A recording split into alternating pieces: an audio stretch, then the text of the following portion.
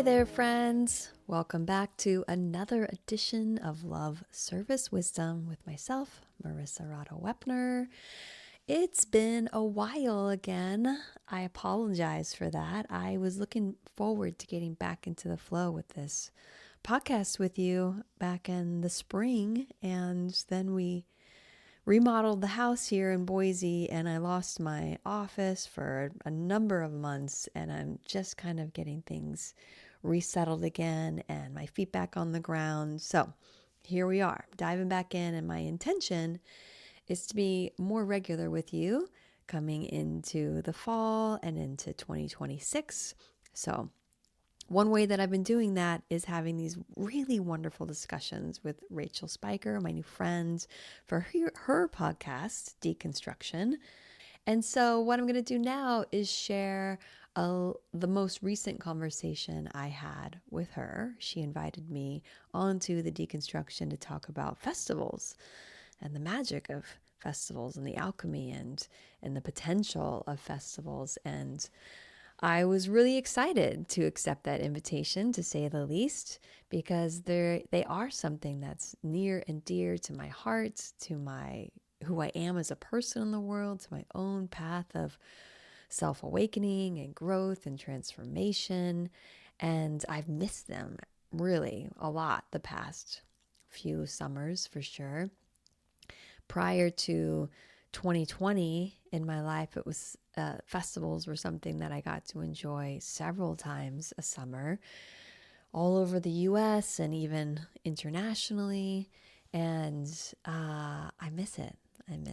So it was really fun to reminisce with Rachael about some experiences that I've had over the years and talk about what makes them so meaningful and prevalent, and why people go back and why people put so much effort into creating these environments for people to play. Essentially, that's the main takeaway for me from festival times is play and creativity and self-expression and freedom and spontaneity, joy, levity, liveliness, magic, mystery, all the good stuff gets wrapped up into festival experiences.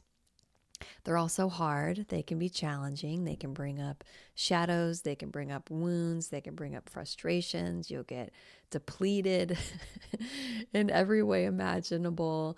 You know, you're often sleeping in a tent and using porta potties and scrounging around for food, and it's always loud and it's dirty and dusty and there's lots of people. But despite those kinds of hardships, there's something that makes it really, really worth it to put yourself through that. And it's worth it for me, for sure. This summer, I don't have any festival experiences per se. It's more, a lot of the festivals recently have converted more into conferences or like biohacking experiences. There's that version of festival now. There's still plenty of festivals, don't get me wrong. But I guess for myself, I'm going next week to the Ram Dass retreat in Boone, North Carolina. And, you know, that's not really a festival. I love it. It's like my deep satsang, bhakti, blast, bliss place of being in the Ram Dass community. And then I'm going to lead my retreat in Ireland with Amanda Giacomini. Retreats are different than festivals because they're much smaller typically, and they're less wild and they don't go all night. And I'm not going to go to Burning Man this year. It's been several years since I've got to go. I was fully set for 2020, and then that didn't happen. And last year, I was actually fully set to go again. This time last year, I had my ticket and my camp, and I paid my dues, and my bike was ready. I was getting my costumes ready. My dear friend Drew, who's a good festival buddy, he was helping me be like a little princess burner coming into his camp and not having to worry too much about my structure because he was going to help take care of me. And I was really looking forward to it. And right before we were supposed to go, Krishna said, well, right during Burning Man is the Maui Film Festival, and we're going to premiere Music for Mushrooms. And if we go, we can also stay at Ram Dass's house in Maui. And I was like, oh, okay. That's pretty much the only thing that could have not got me to Burning Man last year was the invitation to spend a few nights at Ram Dass's house and be in Maui with Krishna. And it was a magical time and worth it. He actually gave me a engagement ring at Hanuman Maui, the little temple on Ram Dass's property. So it was really special and sweet. But again, made it so I didn't get my festival time. And Krishna and I in our relationship is one area where we differ a little bit. I love the play, joy, creativity, spontaneity, wildness of festivals, and he's a little bit more contained. And when we talk about going to festivals like that together, he's like, but we could just backpack for a week, or we could go somewhere wonderfully international and use our time and resources in a different way. So we don't actually share that crossover that much, but that's okay. It's some differences in relationships that helps draw people together. But I'm going to put it out there and manifest something for 2026 for myself. So maybe I'll see some of you out there on the dance floor or in a piece of, like experiential art piece that so many creatives offer for folks like myself. I wish that for me, and I wish that for you. And then here in Boise, I do help produce Tree Fort Music Fest with Yoga Fort, which is a mini yoga, mindfulness, movement, dance festival within a festival. So I've been part of that since 2012, and now it's 2025. So a number of years. I do get that. And we go into that a little bit in this conversation with Rachel. So with that, my dear friends, so good to be back with you, and I really hope you enjoy this conversation exploring many avenues of festivals with my dear friend, Rachael Spyker. Okay, so I was just recently at a festival, as you know. It was a beautiful little art, music, dance festival that had about maybe 10,000 people.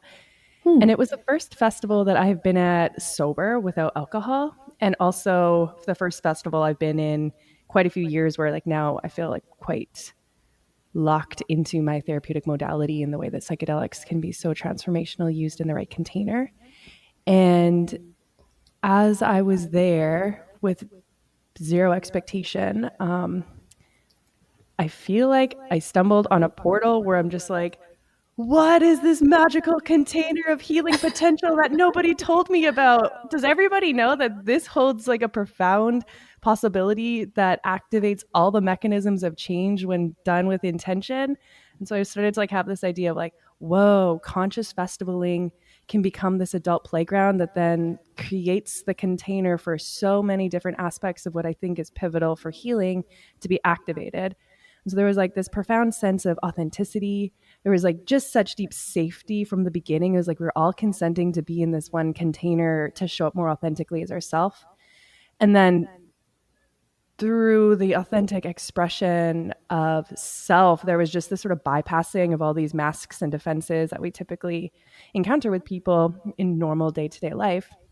So coming in as self more fully, celebrated in the authenticity, and then we're in this multi-immersive experiential container of art, of dance, of play. And I'm like, okay, we got the somatic experience of dancing, of moving. We've got the immersion of art, bringing in so much delight. We've got soul expression, connecting one another. And then when we throw in medicine, it just becomes an adult playground where we can actually move into whatever wants to emerge and process it without efforting. I wrote a whole thesis on this. And so I'm just I need to talk to Radha. Yeah. What are your thoughts on this? Yes, everything that you said. It is exactly that. It's not always that. And it can be that. You said, do people know? Does everybody know? I'm like, some people know, definitely. Others don't know. So, like every experience, there's layers of consciousness. But the organizers certainly know. Whoever's putting in the effort to create this space know, because it's not a small endeavor Yeah. to build something like that out. There's so many moving parts, and it really takes people showing up basically just from passion and care. Nobody's really making a lot of money. It's not glamorous. It's because of the love of the event and what is possible in that adult playground. And it's can be some of the best moments of someone's life. I've had some of the best moments of my entire life at festivals. And it can change the trajectory of your life, for sure. I'm curious to hear if you'd want to share like a specific about like a snapshot of a moment for you that you just had. So the arc of the weekend felt so deeply symbolic. It felt like I was in a waking dream. Almost like every single moment when I opened myself up to the unfolding of what was next felt like a direct mirror to something inside my psyche that then became like I was actively living in this archetypal realm that felt mytho-poetic and deeply meaningful and deeply personal. And so I started the weekend ceremonially with intention, and then pretty quickly these characters kept coming into my life that were just Rachel coded. So I think the arc of the weekend felt deeply meaningful, and so first off, it was in a forest, and so I was just like, okay, these trees have me. These trees are sentient, and the trees were like deeply guiding this container. They were there watching us, and that felt like a really core part of what I was experiencing. And then I encountered this woman, and I was just like kind of standing there. My friends were off somewhere, and I saw her in the crowd, and I just like put my energy. I was just like, oh my gosh, who is this person? And then she could feel me, and she just like turned and walked towards me, and we just looked at each other as like, there you are. There you are. And we just started crying and we were hugging. I was just like, this has never happened before. I don't know what's happening, but my soul knows you. And she was like deep high priestess of the Kundalini tradition. And I was like, she was singing her name to me because I was asking who she was. And I was like, whoa, I think the tree sent you because that's a bird song. And then she starts weeping again. And she's like, I was just out with the trees and they guided me here. And now you're here. And I'm like, the trees, they found us. And so the whole night we just kept having these really fun, undeniably magical encounters through the trees where they would take us. And at one point we were dancing in the crowd by this really big tree, and she whipped out some oil and she's like, we need to bless each other. And I'm like, yes, we need to bless each other. And so we started to bless one another with the oil. And then she just like put her hand behind the tree, like she knew exactly what to do, and pulled out this staff that was just somehow there. And it was the most beautiful tree staff. And we were just like, what? Did the tree just give you a staff? What does this mean? And she's like, yesterday I was talking to my guides and saying, I need a staff. And we're like, now we have a staff. And so the rest of the night we were like blessing and activating this staff that taught us about guidance. And then we got lost because we didn't have the staff, and it became a whole thing. And then we ended the night in my tent having like a priestess sleepover, ending ceremonially and like writing our intentions in this mallet, because of course she had to bring her altar to my tent and we had it set up. And so we wrote what we wanted to get rid of that weekend in the chalice. And then the next day we kind of went on our own adventures and we're doing our own thing. And then there's like a whole thing about when we're conscious with people we know, there's trauma processing potential. That is wild. And then the last night I was kind of off on my own adventure, and right around a few hours before the night closed, she found me. I was like in a hula hoop portal after being initiated by this acrobatic family that found me. It was a very fun other side quest. And we like found each other, and she's like, I have our intentions that we need to burn. And so I was like, of course you do. And so we and this other man walked to the river, and just as like the sun was coming up, we put a fire and burned our intentions that we started at the first night. And literally the sun was rising, we were singing out over it, the festival was closing, and we completed what we'd started 3 days earlier. And it was just the timing of it, the surrendering, the not knowing what was going to happen, but allowing the unfolding to reveal something deeply meaningful to us was so fun. And so there's like this lesson of really noticing the constriction and then following the vibe, which is the only word I could use to describe it. It's like follow Yeah. the vibe and then see what Follow the happens. vibe. Yeah, Yes. Oh my goodness. That's beautiful. it was That's fun. beautiful and powerful. The play, the Yeah, synchronicity, the depth, the yeah, joy, the magic, it is magic. the mirroring, all of it. And it started with your intentionality, because you, Mm, Rachel, you step into those spaces with such consciousness, you know, that exactly. you're calling it in. Mm, And you, because of your reverence that you walk with your environment and the beings and the whatever you want to call it meets you, mm, it sees you as like, oh, she's safe and she's mm, aware to even pick up on and listen to and be guided by. Others can't really be guided, aren't aware, but you are. You're asking for it. And so it's just like, okay, let's play. It's a reciprocity. The place yeah. you want to play with it, and it's like, okay. And then you do have a magical adventure because you have such intentionality. Mm, thank you for seeing me. Like second notice of emotion, being like, ah. And that actually makes me think of another thing that's been burgeoning in my mind about this idea of eco psychological attachment repair. That's my name for it. Mm. Something simpler will come. Where I'm like, as we're asking people to wake up into reality out of like kind of this dissociated state, are we offering them something secure to come into? And as I've been deeply communing with nature, I'm like, oh, she is there for us. And if we start to engage with such conscious reciprocity, which is what struck this, it's like the engagement and the attunement and the love that is available when we are actually opened up to it becomes such a safe container. I'm like, okay, we need people to wake up to nature and conscious festivaling. So Nature number one, consciousness number two, festivaling number three. Yeah, the festivals. Oh, they're so good. It's ancient. It's part mm, of humans' design to share in these types of ecstatic, culminative moments together. We need that as a human being to mm, come together in these ways. And we really don't have, in the muggle world, you don't have much. It's like birthdays or the Super Bowl or graduations or weddings. Those are kind of the general entryway. So to go to a festival or it's a concert, right? Some mm, concerts can dovetail into it, like the Grateful Dead, mhm.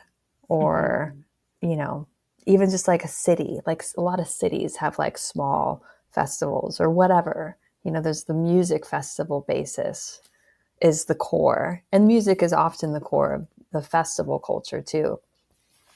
And so it's kind of built around music, really, usually, Mm, because that's the language that's of the soul that transcends. That's what gets your body moving, which is what needs to happen too, is you have to move your body. You have to engage. You have to walk into the bubble and be an active participant. mm, If you're just hovering, like say, a lot of your listeners probably have been to music festivals, and the vibe of you go to a certain stage and you're hovering around the edge of it, checking it out, watching, seeing who's there in yourself, like, is this my vibe or not? And if it's a no, then you're not really getting whatever that's offering. But if it's a yes, and you're like, I'm going to get on the dance floor, mm, I'm going to listen to this, I'm going to be in it, then it unfolds, then it unlocks. mm, And like you said earlier, following the vibe is totally it. Like, I remember being at festivals and walking past a sage, and my whole being is just like, oh, like, but there's 3,000 people there dancing. For them, that's a yes for them. And that's totally fine. It's just a no for me. And I'm like, where's the tea house? You know, and that's my vibe and where I want to unfold. And other people walk by the tea house and like, ugh, or just whatever, you know, that's a no for them. All of it's good. You're just following what's for you in that moment. And then really saying yes to that place. Because so many people too are kind of maybes, you know, they don't like land in a spot. You have to participate. It's a participatory experience for it to be initiatory. Yeah. Beautiful. I love you bringing in how ancient this is. That our bodies and our communities have gathered in these ceremonial spaces that are ecstatic and fun and alive and full of rhythm and music for forever. And as you're talking, I'm just like, does healing get to be this good? It's like, as a trauma therapist, I'm What like, if? we are in the thick of it. We are in my office crying in the grief. And I'm like, or do we just create containers of adult playgrounds where this naturally can unfold in an engaged, fun way? And you bringing in like the difference of everybody. Like, there was a stage, I was just like, I don't like that stage. It is metal and mechanistic. I want to be in the forest. And that was the most popular stage. And I'm like, this is so cool. All of our soul's expressions get to be unique here. It's not so like clinical protocol standardized. It's like the possibility of the archetypal and conscious can unfold in this immersive environment that feels really important to like help undo so much binary thinking we're trapped in. So I'm glad you named that it's a personal endeavor that you get to learn how to follow the nudge of. And I think I really believe the participatory piece is very important. Like, I remember there's some book I read, and I wish I could remember what it was called, but I think it's a Paulo Coelho book. Maybe it's called Bridget, but maybe that's not it either. But there was a moment in the book. Do you know that book? What is it called? Well, I just know all his books, so tell me what part you're doing, and then I'll see if I know which one it is. It's in the story where they're in the forest, and it's like like something that you're describing of like a ritual and a ceremony and dancing and music, and there's one person hanging on the edge of the dance and the ceremony and the ritual. And in the book, it describes how it's not until that person, and maybe it's the protagonist, says yes to engaging and dancing also, that the ritual can take off. That it needed everybody in the environment to say yes. Or not be there. Ooh, this feels so interesting. When that is Bridget, read it, people, or any Paulo. Is it Bridget? I'm pretty sure it is. It could be The Witch of Portobello too, because there's a No, lot of I think dancing, it's Bridget. It's like the end of the summer solstice where it's her initiation and her like partner. He's like, "Whoa, what's happening here?" And then is that the scene? Yeah. Oh, that book, I read it so long ago, but that for some reason, that whole scene in that book really impacted me. I felt like it was just so deeply true. Yeah. Of the alchemy of containers. Yeah. Can you just say more on this? I know that's so open, but this feels it. Well, it's just what we've been saying of like engaging with, like letting your soul, letting yourself be an ingredient also. Like there's when you hold yourself on the outside of a crowd, there's a wall that's still up. Yeah. Whether it's like fear or ego, like I'm the cool factor will kill an environment if you're trying to be cool. You can't be cool. Posturing, that where you're just like, I'm that whole energy does not work. It's not a good ingredient. It's like a toxic ingredient in those spaces because you can't play, right? If you're cool, you're always, that's like the ego dominating, I don't know. So the opposite of that is just like messy and I don't care. And I'm at the energy of yes or flow, spontaneity. I don't know where it's going to be. I'm not planning in control of every moment. I'm willing to let spirit take me versus me saying internally, no, this is the way it has to be or whatever. You let go of control. and step into the portal and step into the mixture, the goo of it. And and I had a journey this past weekend, and that was part of my remembering in it was just the joy and beauty of the messiness. Like for me, remembering moments of being at festivals where, you walk out of your tent and you've just put your outfit on and you got your face jewels and your makeup and your bling-a-ding and your accoutrements and your whatever, and you're looking sexy and you're looking great and you're just peacocking, right? But where the real magic is when you get to a moment where you're a disaster. And it's just like, I don't care what my hair is like. I don't care what my makeup's like. I don't care where my shit is. I'm just like melted into this place. And everybody else around me is also a mess. And those are my favorite places, actually, when we're allowing ourselves to be so free of all the other things. Yeah, the stripping away of all those cultural scripts and masks that The that make us masks. so rigid in our culture that is like a fake invitation for belonging. And I love that you're saying it's actually in the most wild, free, it's like 2 days in, everybody is covered in dirt. My hair is now a mat. And we are singing and dancing. And that was the best. Yeah, let the masks go. Yeah. Exactly. You don't need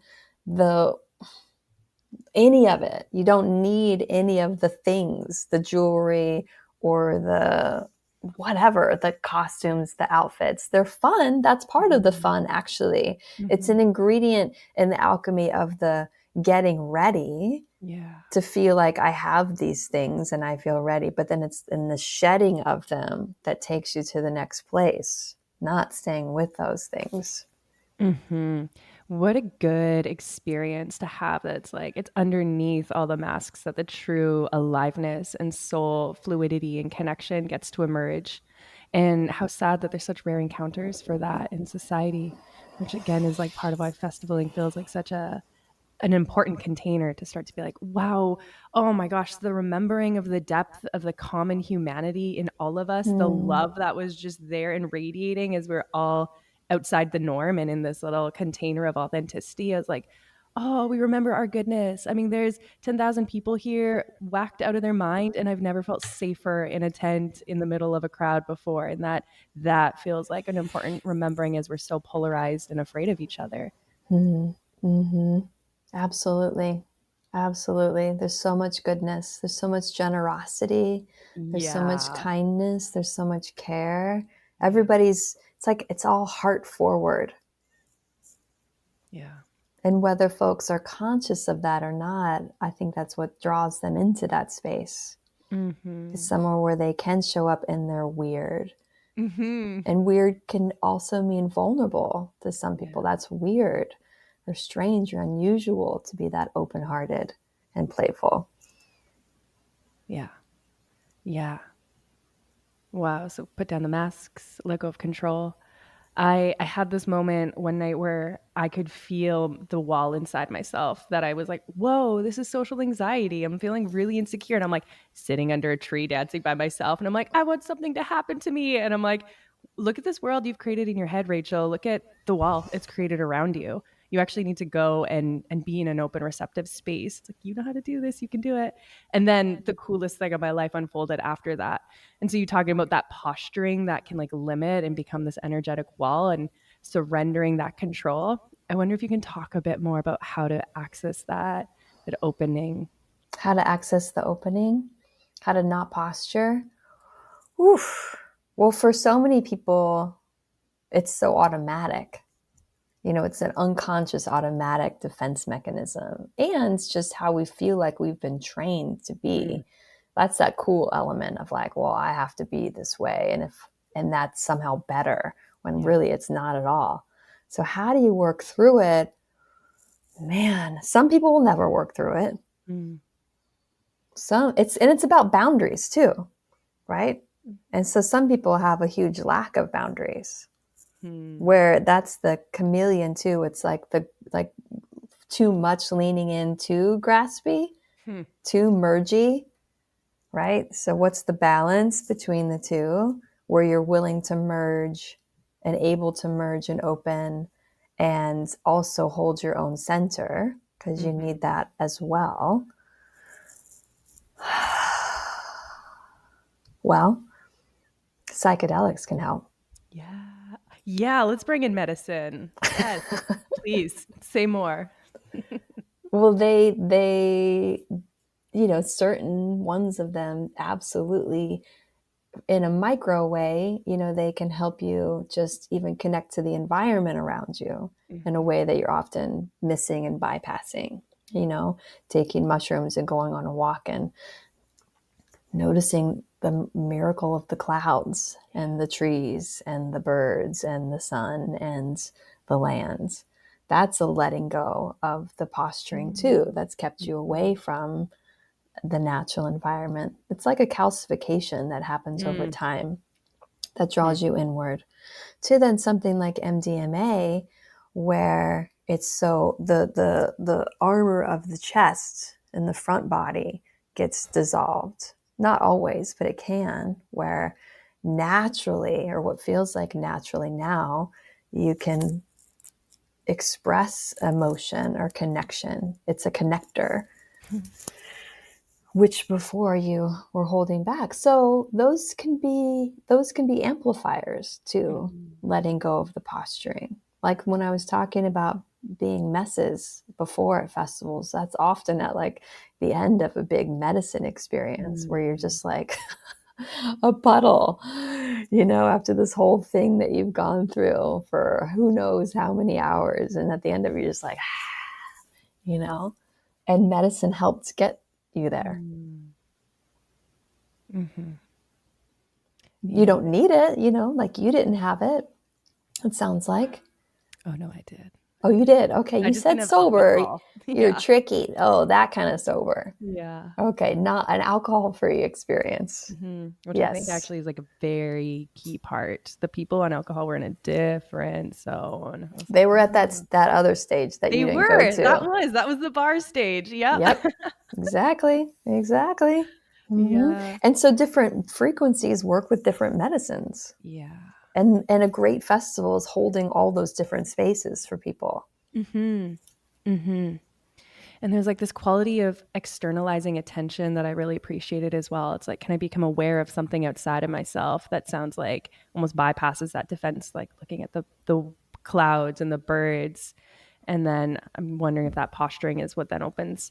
And then, yeah, the letting go of our own defenses as well. Like it's a choice. You have to choose into it. It won't just happen to you. You have to say yes. And that's usually a threshold, like you described a little bit of your own awareness of the social anxiety and holding yourself back. You talked to yourself inside and it was like, no, Rachel, try this. Yeah. And you said, okay, I'm going to try this. That was like one step forward, right? So even just one more step into opening or a yes or changing place or position or whatever. Then the next piece, and then the next piece. So it's not like shattering all at once. It's peeling back the onion and dipping into it and recognizing with that first just little step, like, oh, this is safe. Yeah. Okay, I'm safe here. Oh, maybe I'll do a little bit more. Oh, okay, I'm safe here. I like the active participation in that, like choosing, because there's definitely this energy in me and that was just like wanting something to happen to me. And I was just like, oh, this is so interesting. I feel entitled you have to meet adventure. It. Right? And something did present itself to you, but because you were welcoming and inviting it in, and even if it came to you, but you weren't willing to say yes or give back, then it would have gone away. Then it would have been a whole different thing. Yeah, there's this quality of like each moment being a path. I'm like, okay, this is going to be an adventure this way. And yeah, the like going away feels sort of adjacent to that, where there's like a finality that I can feel, almost a panicked energy around when I hear if you're closed off, but it's like The next thing will come, but are you going to be open to it? Mm-hmm. It's kind of a... Mm-hmm. And it's also to remember it's okay if you're not open. It's okay if whatever this is coming towards you, for whatever reason, is a no right now. Yeah. That's fine. Yeah. Yeah. No's became real apparent as well. I feel like I got a glimpse and snapshot into the male psyche, which is just another stream of my life right now. I'm like, okay, let's reclaim our boundaries. You're not entitled to hug me. Get away. Smelly, dirty little. Yeah. Get out of my space. Get out of my space. Yeah, the no matters. So how would you handle that? So I was like, no, thank you. And then they're like, you have like really big feelings about it. I'm like, no, you're not entitled. Please leave. And Did then you it was say really, that? You're not entitled. Please leave. Good yeah. for you. I was like, this isn't okay. And it was really interesting because I was with 3 younger women and like I could see the condition of programming to please men and center their experience at the cost of themselves. The amount of men that kept trying to leg themselves into our group. And I'm like, no, this isn't, no, thank you. And I kept setting them away. And the girls like, thank you. And I'm like, we're allowed to say no. We're really allowed to say no. Let's practice. So that felt really cool to get to. I'm like, they'll be okay. Great job. Like, Great this is really job. important. It is really important. So did they practice? Did They they say no's did. too? Okay. Yes, they did. Good. Good. Yeah. Yeah. And the more that you say no, you get clearer then on what your yeses are also. Your yeses become better yeses. Wow, that feels really important. Yeah.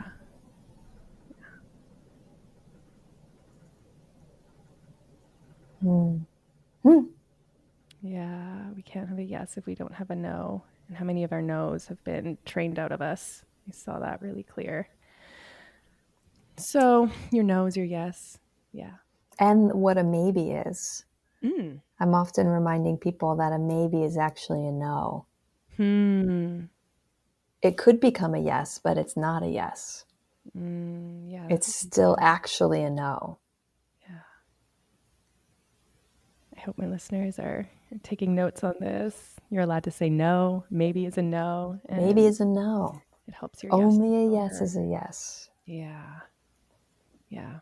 And I'm sure you do this work with your clients, but helping your clients feel what a no feels like in their body and what a yes feels like in their body. It's obvious. Really. Yeah. Yeah. And the maybe is the not obvious. You know, you're like, what is this? Yeah. Yes. That feels like a component that blew my mind about the conscious festivaling was getting all of these micro encounters that were like pattern imprints or symbols of something out in the real world that we got to experientially practice through, like really feeling that no, really following that yes. It just became like a whole world to practice and play within. Play. Yeah. Play. There's a freedom and it's not as generally, it's not as serious, right? Or consequential. That's a wonderful piece of the play. And it's usually not as high stakes. It's lower stakes. So we can play in this. What's it like in this tiny little micro environment? Yeah.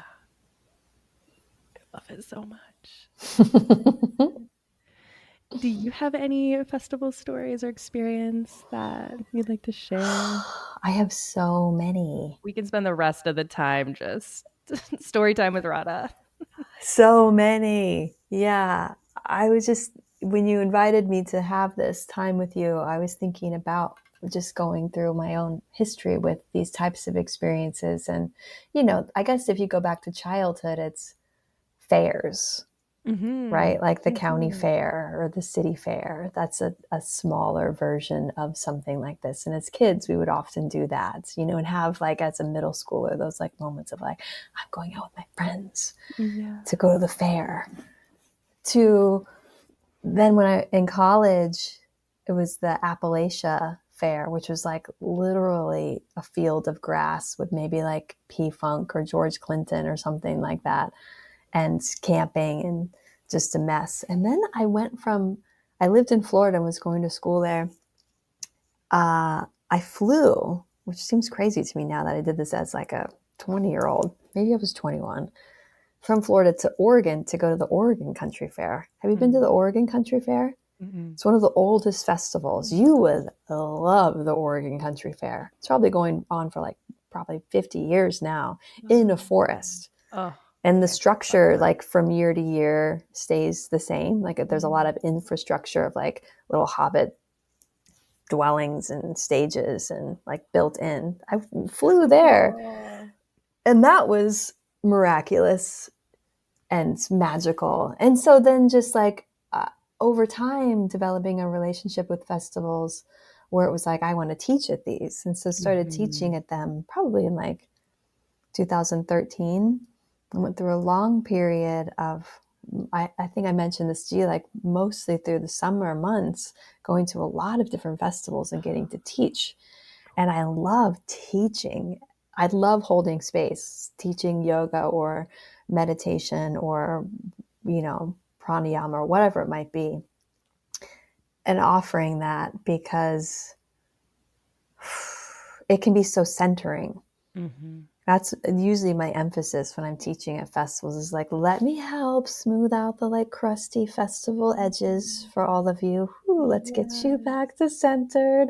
You're all kind of like sideways and discombobulated and upside down and twisted around, and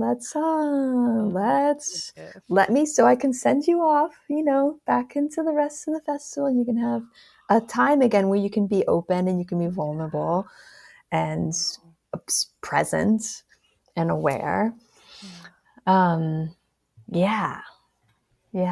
And then, the height of festivals now is Burning Man, of course. And that I remember the first time I went there, one of the things that stood out to me so much was the element of surrender. Of, you think that you've surrendered, like, this is the most I can surrender. My comforts and my well-being and my state of mind is here, and I've reached it. This is my threshold. I'm so maxed out. But by the time you leave, you're like 20 degrees deeper than that. And somehow it's just like, okay, I'm letting go of more. I'm letting go of more. I'm letting go of more. I'm letting go of more. And my ex-husband and I, we started going to Burning Man together and had really just some of the sweetest, most playful, he's so playful moments of our relationship together. And I guess a powerful moment was when we just had decided to divorce. That was in the spring that we chose that, but we had all these summer plans together ahead of us as a family and as a couple. And a culmination for us was we were planning to go to Burning Man together. So we decided to do all the things that we'd already planned together as a family and as a couple, and that we would still go to Burning Man together, choosing to have, we were consciously uncoupling. And so we went there together. And one morning, having stayed up all night together, we went to the temple, and we had written each other letters for what our wishes were for each other, for releasing, and gratitude for all that had been. And we read them to each other. And then we left our wedding rings and the letters in the temple and transmuted it in the temple. You just get cooler and cooler. Yes, to roadmaps for conscious uncoupling. We need that so much. And to do that at a festival that holds so much meaning to like your unfolding is so beautiful. It was really powerful. I just had dinner with him last night when I got back into town. He lives not far, just a few blocks away, and our son was over at his house. I needed to go get him, and I got to the house. He's like, "Let me get you dinner." I had dinner, and then we went through the like calendar, like, what's the schedule, and when's Benji going to be with me or you? And I love it so much. I love the form of our relationship now so much. Somebody I respect, and I'm so grateful for in so many ways. I'm really glad he's not my husband anymore. But I love that he's the father of my children and somebody that I get to have in my life. and that we have a divorce where there's no animosity. We're not an inch of either of us is trying to like upset the other person's life. It's just like, how can we continue to love and support each other in the way that we do in this form? And we do it. Wow, that takes so much. I love hearing it. I feel like that's something that's just deeply missing in society, is roadmaps to that conscious uncoupling where we don't have to make them the villain of our story to tolerate the severing and the wounding of that. We can do endings well. We don't have to do endings by bombing it. Yeah. And then the next year, that was 2000, when was that? 17? And then the next year, 2018, my daughter was turning 15, and I wanted to do something to celebrate her, like, you know, like kind of quinceañera style, rite of passage style. So we brought her to Burning Man. Oh, that's so legendary. Brought her, and I don't think I've told you the story, but it's a longer side story. But I have a brother who's also 15. So I brought my daughter who's turning 15, my brother who's turning 15, my mom, and another brother. And Bill, my ex-husband, he got to Burning Man early, and he set up our whole entire dome for us and got everything ready for us to all then be there together. Wow. And then we shared that time together with her. What was that like? So cool. If anybody's thinking about bringing their child to Burning Man, 15 is the best age for most kids because they haven't crossed into sex and drugs yet. Yeah. You know, but they're not, they're also independent and can be and curious and open, but they're not. So that was why it was so good then. I wouldn't have brought her as like a 17 or 18-year-old. Now I would bring her as an adult. She's almost 22. But 15 was just perfect. It was perfect because the childlikeness is still there, the open, the gentleness, not for all kids, but for a lot of kids. And then we had a ceremony with her at the temple at sunrise and my brother, and kind of this like initiatory, like coming into king queendom for them, adultness. Yeah. And, you know, it creates a place where you can create ritual like you did. You described that with your meeting with the bird tree woman. You know, it's just like this spontaneous spiral into multidimensional parts of ourselves. Oh, yes. Yes. Yeah, that rite of passage to initiate into adulthood feels so lost as well, or just really shallow for the ways we have it in society. And there's something so beautiful around the way you guys cultivated that, your brother and your daughter. I'm just like, of course you did. Of course you did. That's so cool. That's so cool. It was awesome. It was awesome. And I love that she has that now, that she could be a teenager that said like, I went to Burning Man. Yeah. Definitely upped her cool level. Yeah. Oh, I just love the thread of festivaling guiding so much of your story. That feels like it's important. It's really in there. It's really, really in there. There's been so many. Since the pandemic, it's altered. Like I was supposed to go to Burning Man again in 2020, like many of us were. And then another festival that I was deeply involved in, that was actually in Bulgaria. Every summer I would go to Bulgaria for Uday Live. And things like that, they got canceled, you know, and just sidetracked. And I haven't, and my life changed. Like I would do a lot of that with my ex-husband. He was such a yes with that. Where my new partner, Krishna, he doesn't festival in the same way that I do. And it's actually a point of difference in our relationship where I say this to him, like, I just need to go and play. I need to go play. It unlocks a part of me that I don't get in my day to day. And he doesn't play in the same way. He's the hoverer around the scene of a stage or a workshop or a field or a class, or like kind of the dabbler. And his way of being in those spaces is very different than mine. Like I like to dive in and be there and participate and engage. Mm-hmm. And he doesn't. That's okay. But it's now changed how that is for me. Mm-hmm. Mm-hmm. Interesting. I've like totally projected festivaling on him as a musician who creates ceremonial music and DJ. That was like he's the one guiding the room. He will guide the room. He wants to be in control of the room, Yeah, fair. but he does not want to be guided by. He really doesn't. Come play, Krishna. Come play. Every now and then. And that's we were at a festival, Dreamers Land. You would love this festival. I've heard of it. In Poland in the summer, a couple summers ago, and he was asked to perform, and I taught a class, and he led a talk. And it's a sober festival, like in your language, of alcohol-free. So it's an alcohol-free, vegan, vegetarian festival. And we were there for like 3 or 4 days. We're there for the whole time. And I'm like, I want to do a thing. I want to like engage in the thing, not just do our offerings. I want a festival. I'm like, will you please do a workshop with me? And there was a workshop on like couples massage. I'm like, this is great. We can do this couple massage workshop. And he says yes. And we're in this fields, like this, like a hilltop field. And there's probably like 200 people there. And it's led by this couple. And what the couples massage was couples abdomen massage, where you would give abdominal massages back and forth. And we went there together. It's like beloveds. Most people that were just like partnered up with randos that they don't even know. Like day 3 of a festival, you're going to like get into somebody's abdomen.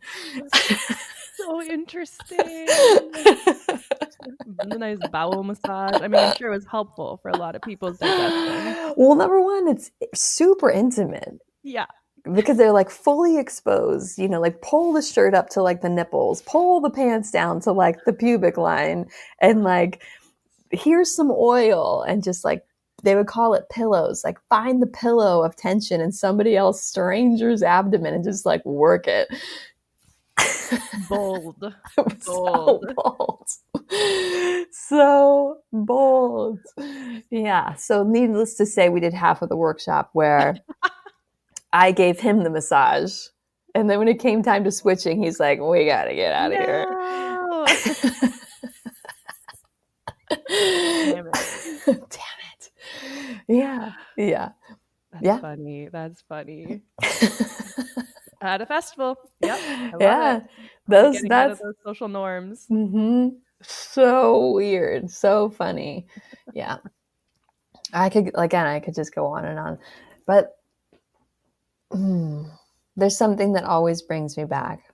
And there's a love of it that I think will always be there. I will want to go to festivals forever. One of my best friends, Celeste, she and I would, in the era when we were going to it a lot, we would often go together. And she's a dance teacher. And she would teach dance, and I would do yoga, and I would DJ for her. And anyways, we had lots of shared festival experiences. And this year she went to Desert Hearts, and she's like, come to Desert Hearts. You can just come. And I didn't end up going, but she was telling me how the first day she was standing in line for something, and she was talking to a young woman who was her first festival. And the young woman said to her, well, you look like a veteran. She's like, I don't know how to take that. Yeah. It's true. She is a veteran. So I'm willing to be a veteran. And I guess I am a veteran. And I have bins in the basement of just like costumes and the gear and the play for next time, whenever that time might be. Yeah. I mean, you're not there yet, but festivaling needs elders. So keep tracking. I hope so. I hope we can share that space sometime. We had a really delightful time at Psychedelic Sciences wandering. So imagine if we were at a festival. Yes, we wandered well. It was beautiful encounters, and meditating in the Ram Dass temple with you was the peak experience of that trip for me. So thank you. Yeah, and so that's a great example of just like spontaneity and following the flow. And I didn't know that place was there, you know? And we found it. It was like a temple in the middle of this like classic conference. Yeah. What? Yeah, and it was so busy the day before we couldn't get in, and the fact it was just empty for us to walk into, I was like, okay. Love this for us. And I never would have found it. I never Back would in have the gone. expo. Yeah, I never would have gone into the expo hall. That wouldn't have been something I would have normally have chosen to do, but because we were following the flow, Yeah. that's why we ended up there. Little seed of potentiality of what can be possible came Mm-hmm. speaking a future festival into being for us. Yes, please. Yes, Rachel and please. Rada. Yes. Yes, please. Yes. And so it is. In the context of all of this, your Treefort festival feels more alive. I think before it was just like too cool of a thing to even bring into my periphery. And now I'm like, can you tell me more about that? Yeah, Treefort is fucking awesome. Treefort started in 2011. And unlike a lot of festivals where it's a temporary pop-up, you know, that either a corporation or a company or an organization or production company puts on and then it all disappears, Treefort emerged out of the community. So when I moved to Boise in 2000, a year later in 2010, I started to DJ for Radio Boise and was making connections with the other DJs in the music scene through DJing for Radio Boise, having a radio show. And the most of the people that started Treefort were also connected to Radio Boise at that time. It was other programmers or people on the board. And I remember hearing wind of like, yeah, these people are going to start a music festival. And I remember thinking at first, that first year, like, we'll see how this goes. Yeah. And the framework of it was similar to South by Southwest, where there's a main stage that's put up in a parking lot, but all the other stages or venues are already businesses that already exist in downtown. So it's just utilizing what's the community and the culture and, you know, the bars and the places and whatever. And so the first year I went as a participant. It was 4 days, Thursday through Sunday. And it was incredible. I was so blown away by how much fun I had and how many amazing musical artists I was introduced to, just bopping around and flowing through downtown. And at this time, I had been going to Wanderlust the past few years down in Tahoe and in the Sun Valley Wellness Festival and things like that. So I had been traveling and teaching and experiencing yoga at other festivals. So then the next year, Treefort came around and I was actually on the air and I would talk about like, this would be a great artist for Treefort. This would be a great artist for Treefort. This would be a great artist for Treefort. And I would just play artists and the main founder of Treefort would listen to my show and she then invited me to be on the artist committee. So second year I was on the artist committee to create the lineups and the programming and pick who we were going to have at the festival, which was a huge gift. And in that, I would say to this core group, there was like 7 of us, we should have a yoga class. People would like it if we had a yoga class. Having a yoga class would be great. Having a yoga class would be great. So like all year long, I just peppered this intention and like said it and said it. My other friend, like I said, Celeste, she taught dance. And like 2 weeks before the festival started, the festival director finally said, you can have a yoga class. You can have it at this venue. It has to be in the morning, Saturday and Sunday. I was like, done. Don't say anything else. I'll figure it out. And so then we did it. I taught yoga one day and Celeste taught a dance class the next day. And we had maybe like 25, 30, 40 people there, which we were like, this is a success for having no planning and being early in the morning and just one class. And so then the next year they said, you can now plan this. If you figure out how to have a budget, we'll help you figure out having a venue and putting it all together. And so for me, a motivator was having a movement, but all of it being also to live music because it's within a music festival. So every class that we had is all paired with different versions of live music from, you know, classic kirtan or DJs or singer-songwriter or acts from the festival or, you know, traditional spiritual wellnessy music or whatever to the classes. And so now we call it in Treefort Music Fest, we called it Yoga Fort. So Yoga Fort's now in its 13th year. Whoa. And then out of that, so I was just somebody in the community who loved yoga and loved music and loved festivals. And the festival said, we see your passion and we'll get behind you and we'll help you do what you want to do. And so now there's all what we call subforts. So it's the person in the community that's super into food. They have food fort. It's the person that's super into stories and authors and writing, and there's story for it. There's comedy for it. There's kid for it. There's skate for it. There's hack for it, which is technology. There's drag fort, which is for the queer community. There's all of these sub-forts that are from someone within our local community that just loves this thing. And so, again, unlike other yoga fests or festivals where it's like kind of top down, like we're going to come and do this thing, it's all like emerged from the community up, just out of people's passions and wanting to share this thing that they love within this container. It's so cool. It's so good. You have to come to Treefort. You have to come to Treefort. I'll be there.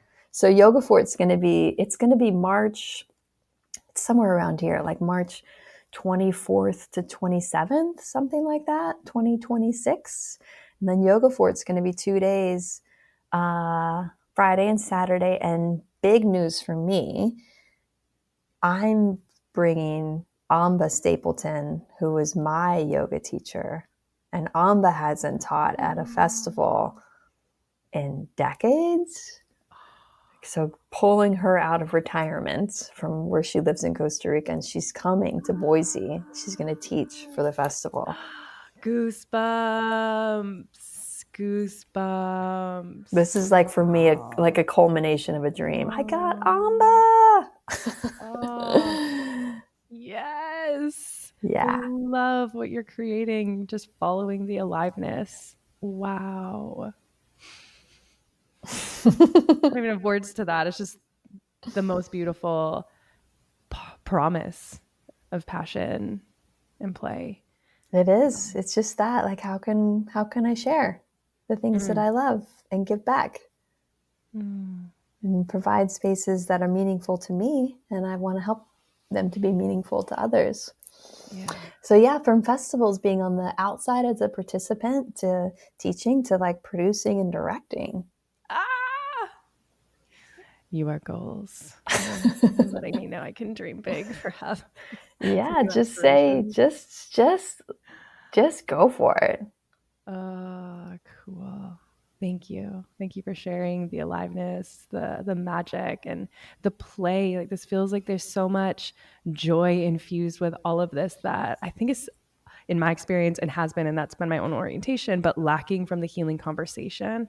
And it feels like a really important shift to be like, okay, we know how to do the hard thing and know how to be in the thick of it, but actually, what about opening and widening our capacity to get back into the joy and the aliveness that moves from play and imagination? And what if that's actually the thing that's going to take us to the next level? Joy in community. Joy in community, passion in play, music, creativity. All of it has all the ingredients for healing of just like tending to the heart. Yeah. You keep saying this, it doesn't have to be hard. No, we can love the heart. We can go into those places that have forgotten how to love, that have forgotten that it's safe to be playful and not worry about being cringe. You know, that's something that's happened, and that's a whole nother conversation of just how social media has changed folks' abilities to dance. Like I get so angry, actually. I know we're about to close, but I get so angry when I go and see a DJ and it's people standing, staring at a DJ DJing. I hate that so much. Because when I was a kid, it was the rave culture. And yeah, there was somebody DJing somewhere. You didn't even know where they were. There was music coming from somewhere. And everybody's turned towards each other and dancing with each other on the dance floor. That's a dance floor. People don't fucking dance anymore on the dance floor. They stand there and watch the DJ. And maybe they're moving a little bit, like there's a kind of a bop, but that is not what that place, that scene, that environment is about. Everybody is missing the target. completely. Yeah. Okay. I completely see that now. Yeah. It's like our attention is enraptured watching rather than experiencing. You're And not experiencing it in your body. yeah. You're not dancing with each other. Yeah. Yeah. Who cares about watching the DJ? They're not actually doing anything interesting. What they're doing is providing music for you. That's very interesting. So be with the music. Close your eyes, listen to the music, let it move your body. That's what's supposed to be happening. Close your eyes. Close your eyes, feel the vibe, let it move you. Yes. Who cares what the people look like? Yeah. So yeah. Sorry about that, but it really gets me mad.